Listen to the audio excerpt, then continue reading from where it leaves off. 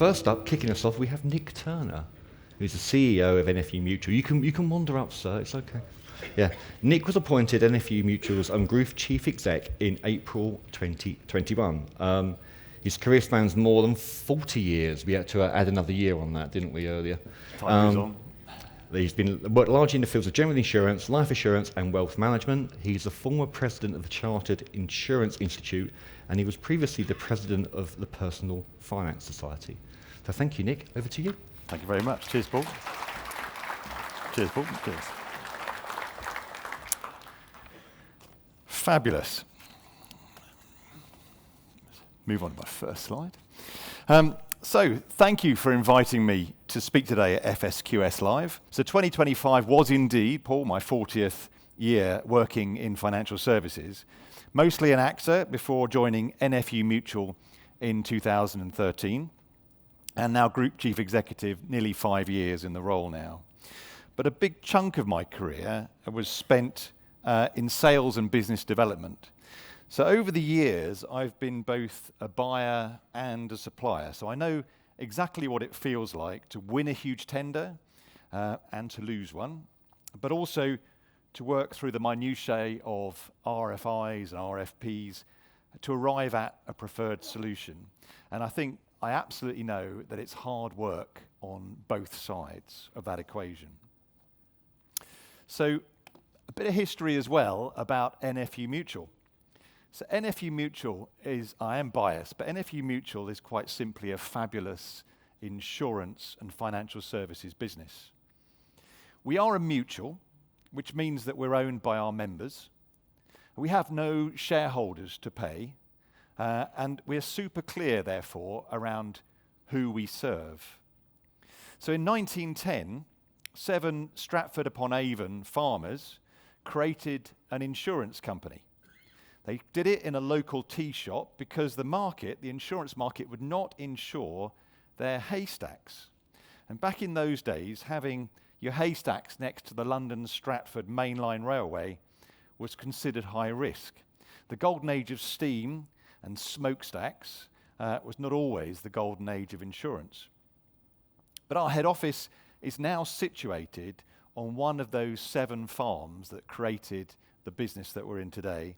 And the original Georgian farmhouse, any of you that have come to see our business, still stands, and we've renovated it and made it look absolutely perfectly brand new, but still absolutely in keeping with the way it was built. And staff now use that as a reminder of our heritage and meeting rooms. But wind time on, and this is our head office today. So we've grown to become the UK's largest general insurance mutual, delivering a wide range of insurance and financial services products to over 950,000 customers, with a gross written premium of more than £2.5 billion. We are the UK's leading rural insurer, and our purpose is simple. We protect the lives and the livelihoods of our customers and support the rural community. And members get a real, tangible financial benefit of participating in the mutual business model. We reward loyalty through a mutual bonus generated from underwriting profits and underlying capital returns, which delivers a saving on the insurance renewal premium, and that's currently 10.5% for people that have been with us for over 5 years. And in 2024, we paid £238 million out to our members in mutual bonus to those loyal customers, and we expect to provide a similar amount to our members this year. And NFU Mutual, our growth and success has been built by delivering a very high level of service to our customers. We've been named Which Insurance Brand of the Year for the last 4 years, and we are a Which recommended provider for car insurance and Which Best Buy for home insurance.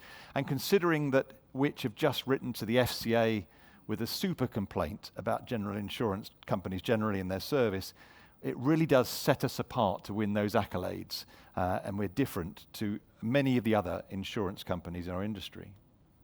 But yes, we win a huge number of awards for our products and services, but truthfully, I'm most proud of the fact that nearly 95% of our nearly 1 million customers renew with us each and every year. But customers' needs are changing. We and our supplier partners will need to evolve and keep up if we are to remain distinctive and relevant in today's market. The way customers interact with us is changing. What we insure is changing. And their expectations of what great service looks like is also changing. Now, if you take farming, for example, which is a heartland business market for us, last month we insured a £1 million laser weed zapper. Brand new things that we've never done before. It fits on the back of a tractor and does exactly what it says on the tin, laser zaps weeds. We insure robotic crop pickers, robotic milkers, glamping sites, farm shops, B&Bs, office rentals, long-term storage, medical marijuana cropping, and increasingly power generation, whether solar, wind, or anaerobic digestion plants. All of these things come to test the underwriter's nerve and make sure that we are still the insurance company for the farming community. Customers don't stand still. And then gradually broadband creeps into rural outposts. Those of you that live in cities couldn't live without broadband. A huge proportion of our customers just don't have it. They're still on dial-up or nothing at all. And bringing a belated internet revolution to the rural community. Responding and stepping up is not optional for us or our supplier partners. Knowing the real business challenges in the farming community is vital. Now, Jeremy Clarkson, love him or hate him, has brought the stark economics of farming to the public consciousness. And members and these wonderful people that feed us, they feed our children and our parents and supply incredible high-quality food to British people, and yet make little return. So knowing this adds context, and challenges us to be innovative, to find ways to bring costs down and be more efficient in what we do, so that they can keep on doing what they do so well. And many farmers are on the front line when it comes to things like climate change. They see the impacts firsthand, and these impacts also hit their bottom lines. This year's harvest, for example, was one of the worst quality harvests on record, thanks to extreme weather. The previous 3 years were plagued by extreme heat. For example, we saw over £80 million worth of claims for combine harvester fires in 2022 alone, or excessive rain washing away crops and nutrients in the soil. The business of making our food is increasingly a volatile economic endeavour. And it goes without saying that our members are expected to do all this in a sustainable way, subjected to layer upon layer of regulation and inspections, working all hours of the day and sometimes night. So our business, our collective business, must be one less thing for these wonderful people to worry about. We must be a support when needed, a listening ear, a solution in dark times, a funder, in our case, of political challenge through the NFU, their trade body, a force to reduce risk on their farms. We've seen 19 farmers die on British farms this year so far. And a receiver of their risk for fair value premiums. And when you supply NFU Mutual, you become part of this effort to do a fabulous job for our farming heroes and all of our other members in the rural community, all with powerful stories, all of whom rely on us to be simply brilliant.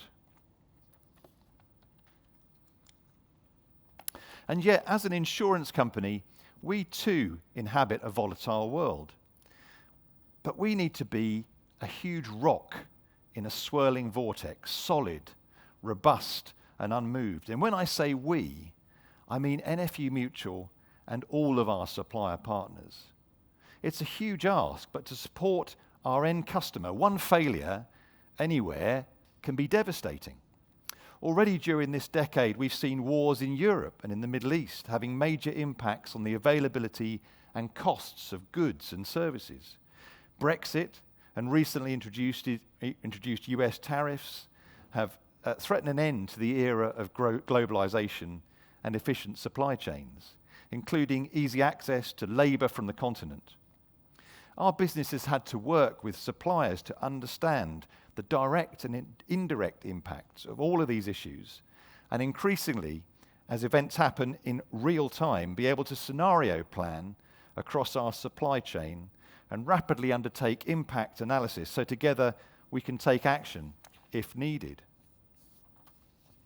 Most important of all, we must design resilient services with robust business continuity and recovery plans. And if you're wondering how to prioritize resilience, I suggest you just speak to the cyber teams in JLR or M&S and Co-op. We're also all no doubt concerned by climate change, and we're all doing our bit, hopefully, to reduce emissions. For insurance, though, climate change may be the long-term existential risk to our business models. We therefore take our net zero ambitions very seriously. Every business in this room will be contributing to another business's Scope 3 emissions. Supply chains are increasingly being challenged on how robust carbon reduction plans are, and many organisations will be aiming to get to net zero across all three scopes by 2050 or earlier. Only through collaborating across the supply chain can we work together to adopt sustainable business practices and reduce environmental risks and costs. This way of working can also promote transparency between both parties as we work towards a shared goal of becoming a net zero business by 2050. Our current approach is to engage with our supply chain, to share with and learn from each other as we face this challenge together. We shared our ESG strategy at our supplier summit last year and invited suppliers to share insights, which resulted in over a dozen knowledge share sessions on specific areas to jointly develop our plans and approaches. And we feel we can only achieve our ambitions in this area through this type of transparency and collaboration. Now, as I mentioned earlier, the rise of cybercrime and the increasing sophistication of cyber attacks present significant risks to our sector's supply chain. Cyber threats such as ransomware, credential theft, and automated vulnerability exploitation can significantly disrupt operations and compromise sensitive data. Our customers expect us to create and operate in a secure environment. We must protect their data at all times, whether it's in the organization or in the supply chain.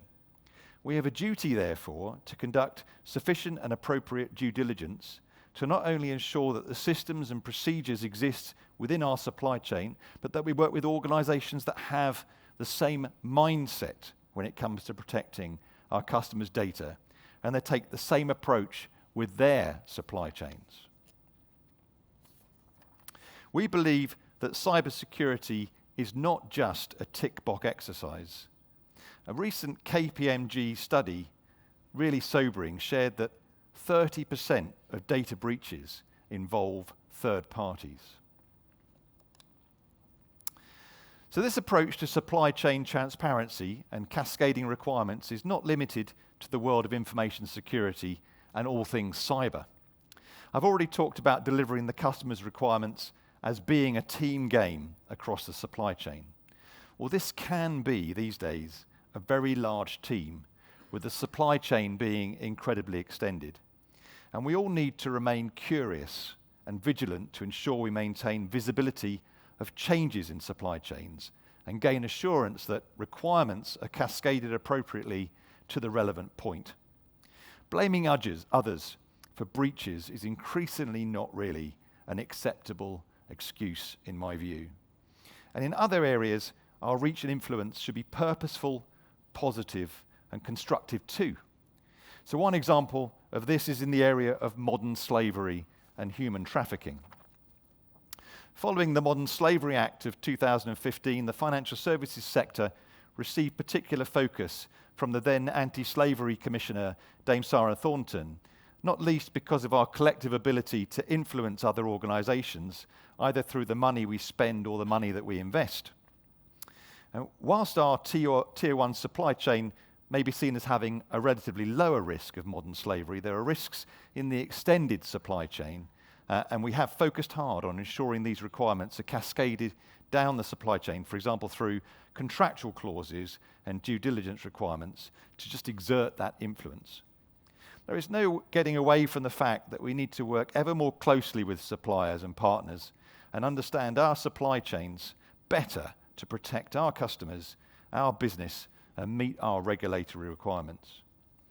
We do understand and appreciate the effort required by the supply chain in this respect, though through which is why we believe that a pooled utility approach, such as FSQS, does help to remove duplication for all involved. We're also mindful of the imbalance of power in some aspects of the supplier relationship, and we welcome the efforts of the regulator to make sure critical third parties recognise the responsible role they play in the British economy.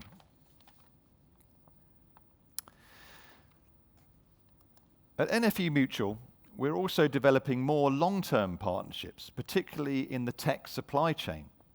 This is in response to the availability of more cloud-based solutions and better defined strategic roadmaps, which allow us to focus on longer-term offerings rather than just looking at today's proposition. So things are changing all the time. In all our relationships, being understood and aligned at a strategic level, being transparent and open, and being culturally close in thinking, having a shared ethos, so important these days. And it is just really like any long-term marriage. You have to have that strong understanding, great listening skills, and a powerful community of interest. Thank you very much.